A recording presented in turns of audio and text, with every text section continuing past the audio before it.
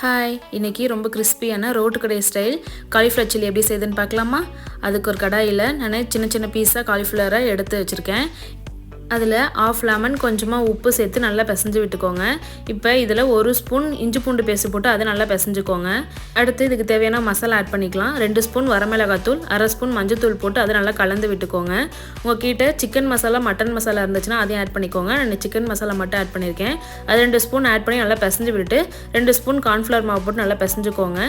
அடுத்து இதில் 3 ஸ்பூன் அரிசி மாவு சேர்த்து நல்லா கலந்து விட்டுக்கோங்க. இந்தளவுக்கு நல்லா உதிரியாக கலந்து விட்டு ஒரு ½ நல்லா ஊற வச்சுக்கோங்க. ஒரு பாத்திரத்தில் எண்ணெய் ஊற்றி நல்லா காய வச்சுக்கோங்க. காய வச்சதுக்கப்புறம் நம்ம முன்னாடியே பிசைஞ்சு வச்சுருந்த காலிஃப்ளவரில் கொஞ்சமாக தண்ணி தெளித்து நல்லா மறுபடியும் ஒரு டைம் நல்லா பிசைஞ்சு விட்டுக்கோங்க. ரொம்ப தண்ணி ஊற்றிட வேண்டாம். லைட்டாக பிசைஞ்சு விட்டு நம்ம ஒவ்வொரு பீஸாக போட்டு பொரிச்சு எடுத்துக்கலாம். இதில் கடைசியாக ஒரு கைப்பிடி கருவேப்பிலை போட்டு இந்த மாதிரி கிறிஸ்பியாக பொரிச்சு எடுத்துக்கோங்க. இப்போது கிறிஸ்பியான ரோட்டு கடை ஸ்டைல் காளான் சில்லி ரெடி.